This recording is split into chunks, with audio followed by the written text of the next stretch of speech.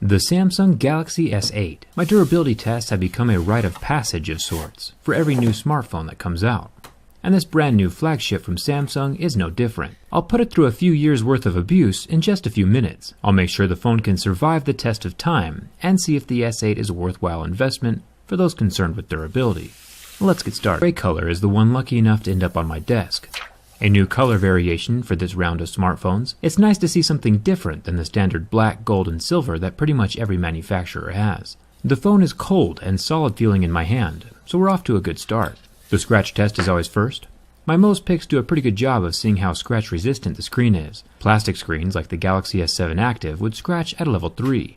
Last year's Galaxy S7 Edge scratched at a level 6, which is pretty much the standard for smartphones at the moment. A sapphire screen would get into the levels 8 or 9 on the hardness scale, and I'm working on getting my hands on one of those phones, but they're pretty rare. The good news is the Gorilla Glass 5 on this Galaxy S8 scratched at a level 6, so your normal keys and coins won't do any damage to this glass. There is no physical home button on the bottom of the screen. Aesthetically, it looks pretty sweet. I'm a fan of the larger screen size taking up the whole front face. Looking at the earpiece is where I run into my first issue. Definitely a minor issue, but still something to think about. The speaker grill is recessed slightly below the glass surface, which is a very interesting design choice.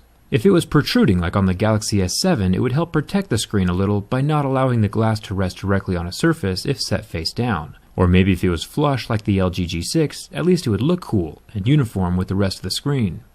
But recessed under the glass is just asking for it to collect all kinds of lint and dust and other goodies from your pocket, or even makeup off your face. Recessed isn't the most ideal design choice. The good news is that the grill is made of metal, so when it does need to be cleaned out, it's pretty secure and won't be falling out on its own, like we've seen with some of the other phones I've tested. One more thing is the speaker size. The S7 Edge that I've been using for the past year is already pretty quiet, and the grill on the S8 is less than half of the size. So if they shrank the internal speaker inside of the S8, it would be a terrible move. I'll have to check that speaker size when I open up and tear down the phone tomorrow. The sensors, like the iris scanner and the 8-megapixel front-facing camera, are all covered by the same glass as on the screen, so my razor blade is not leaving any marks, since the screen is harder than my razor blade. Now for the back of the phone. The back panel is made of glass and the Samsung logo is printed on the underside of the glass, so there's no chance of removing it from this side. If we jump up to the flash and the focus sensors, they are also covered by this same glass rear panel. This is the first time I've ever seen a glass-covered flash on a phone. Normally it's plastic. I think that see-through window to the sensor is pretty awesome. If there was a totally clear version of the S8, I would buy it up in 2 seconds.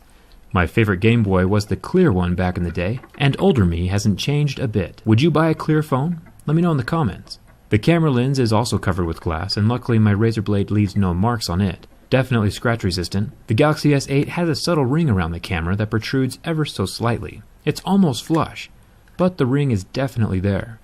It's made of metal, and hopefully, if you're the type of person who walks around without a skin or a case, it'll be enough to help protect that camera lens if you ever set your phone down. Now the fingerprint scanner, off to the right of the camera, is definitely in a unique spot. It'll take some getting used to. After heavily scratching this fingerprint scanner, I was able to set my fingerprint with no major issues. It still unlocked the phone almost every time. Without looking though, it was pretty hard to differentiate between the camera lens and the fingerprint scanner with my fingertip, since they are pretty close together. Hopefully muscle memory will improve with time, and I'll get better at it. Now it's time for the hypothetical apocalypse test. The Galaxy S8 has a 5.8-inch Super AMOLED display. Now, in the past, when I roast an AMOLED display with my lighter, like with the Galaxy S7, it'll start to go white after about 10 seconds and never recover. But this Galaxy S8 lasted 30 seconds. The screen still went white, but then completely recovered. I'm happy about the success, but I'm also all about second chances. But even after another 30-second round of flame, the screen had no markings. Definitely impressive. Speaking of apocalyptic scenarios, I talked Audible into giving a free book to every single one of my subscribers. So if dystopian novels are your thing, and you like free stuff, I highly recommend Fahrenheit 451 by Ray Bradbury, or another book called 1984 by George Orwell. Both of these books reshaped my entire way of thinking, and well, thought-provoking books are the best kind of books. If you use this link, audible.com/jerryrig, all lowercase, you get to keep the free book you download even if you decide not to use Audible after your free 30-day trial. It's a pretty good deal. I'll also include the link right below this video in the description. A burn-proof phone would be incredible, but in order to make sure, I tried the flame test one last time. It was only then, on my third burn, that I was able to get a permanent mark on the screen. I would definitely certify this thing for a mild to moderate apocalypse, but with any extinction level events, you're going to need a little more protection. Now the sides of this phone are made from pure metal. Everything from the SIM card tray to the actual borders of the phone.